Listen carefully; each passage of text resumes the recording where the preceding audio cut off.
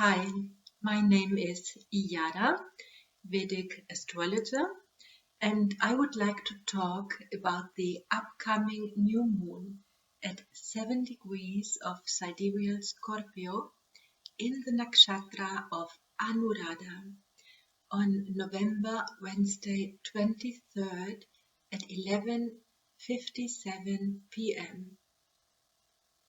Whenever we see a planet in the sign of Scorpio, we know that past life karma is present. And the Sun transiting Scorpio between November 16th and December 16th gives us the opportunity to unveil that karma and burn it off. Because the Sun is a Sattvic planet with the dharmic qualities of the soul, of the self. The new moon conjoining the Sun is just coming out of its debilitation point in the first 3 degrees of Scorpio, and then it enters Anuradha Nakshatra. And we possibly will feel a greater sense of peace than in the days before. But emotions may still run high with this new moon in the very sensitive and tamasic fixed water sign of Scorpio. In Scorpio, we cling to things, to possessions, to other people and habits that not always support our highest good. Scorpio is ruled by Mars and, in Vedic astrology, co-ruled by Ketu, the lunar south node. And Ketu gives us the indication about the karmic patterns we may want to revise. Ketu is in Libra, so there might be relationship karma. Ketu in Libra has developed relationship skills and is able to perform very well. But there is sometimes certain degree of self-interest, perhaps manipulation or dishonesty involved. Venus is the lord of Libra and joins the new moon and the Sun together with Mercury in Scorpio. And Venus in Scorpio gives a heightened desire for love and romance. But for what kind of love? Mars, on the other hand, is retrograde in Taurus, the other Venus-ruled sign. And we could say that Mars is reconsidering where he should put his energy. Are we in a relationship with another person, with a job, or with a purpose, out of the need for security, for outer stability, but does it feed our soul? Does it nurture our heart? As ruler of Scorpio, Mars becomes the spiritual warrior who is not afraid to face deeper questions. In fact, he loves to explore the mystical side of life and love. And in Anuradha Nakshatra, he does this, we do this in a very gentle, tender, but deeply devoted way. The Shakti of Anuradha is the power to worship, and we can see this in the eternal love story between Radha and Krishna, which communicates a profound mystical experience. Radha's longing for Krishna is the cry of the soul for union with the divine. Radha is Krishna's beloved, never his wife. They represent the great lovers who were destined never to unite. But Radha is a goddess in her own right. Without her, Krishna is incomplete. She is the medium through which Krishna can be realized. Radha represents the longing of our heart, which cries out to Krishna, to the divine. And every time Krishna dances with Radha outside the village in secret, because social reality suppresses this longing, Krishna recognizes and answers the truth of our being. ANURADHA in Sanskrit means a tiny bright spark of light, the light of the soul within. The nakshatra of Anuradha and this new moon hold the frequency of the deep psychological human urge towards enlightenment, towards eternal love. As a Deva nakshatra of devotion, Anuradha orientates our consciousness towards sattva. Its two symbols express this beautifully.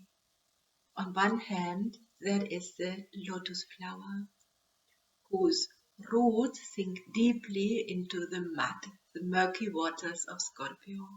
But the flower itself emerges from the water and turns towards the sun. The lotus stands for Lakshmi, the goddess of beauty and abundance, whose highest expression is spiritual wealth, and Radha is a form of Lakshmi. On the other hand, we have the symbol of a threshold covered with leaves. We leave behind the bounty of material experience and move towards the timeless and transcendent realm of spirit.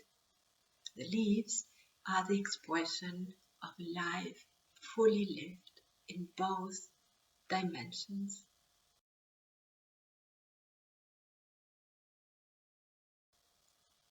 The planet associated with Anuradha is Saturn, the karmic gatekeeper, and its rulership indicates a certain degree of loss, pain, or defeat that we need to put up with. Saturn is finishing its heavy transit through Capricorn, which started at the beginning of 2020, and we all know the scale of hardship and loss that has been experienced since then.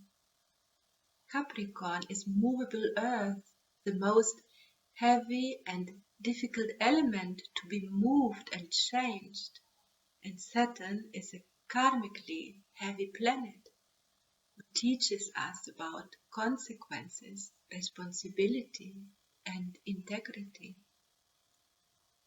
There are larger forces at play, more powerful forces than our individual will, and knowing this is somehow a relief. We can relax in devotion to these higher forces, worshipping the sacredness of this world, of life, of our existence. New moons are always opportunities to turn within and take stock of the inner world. And this is a water new moon, so it is particularly auspicious for spiritual practice. And Jupiter trining the new moon enforces that even more. The 48 hours or 2 days before a new moon are always ruled by Shiva and may contain heavier energies of things that we need to let go. They come up so we can let them go. 24 hours or 1 day before the new moon, Kali appears with the power to overcome, to eclipse the mind. In fact, the animal of Anuradha is the deer, and it stands for our mind chasing illusions. So at the exact moment of the moon renewing itself, we should be meditating. It is a wonderful moment in between when we may receive insights and inspiration. It is recommended to purify and meditate on Tuesday 22nd and Wednesday 23rd. Maybe enjoy taking a long bath or having a massage or taking a walk near a body of water. And at the second day of the new lunar cycle, in the night of Friday 25th to Saturday 26th, we can make a commitment, express an intention for the next lunar month, and start something new and different. Isn't it interesting that the day after the new moon, the holiday of Thanksgiving will be celebrated? The deity that rules Anuradha Nakshatra is Mitra, the god of friendship and true connectivity.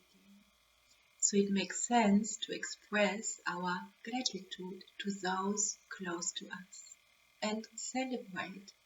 It is a moment to back off from doing and trying and just enjoy being part of this big, wild spin that is time and life.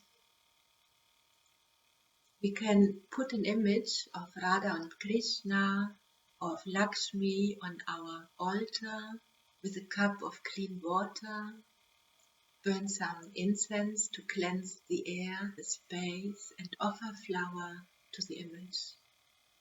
If we like to chant a mantra, I would recommend this mantra that asks the divine to transform our karma, so we may live more fully and lovingly with an open heart on this planet Earth. Klim, Klim, Klim, Klim, Krishna, Klim. We should chant this mantra 3 times. A blessed new moon of devotion to all of us. See you.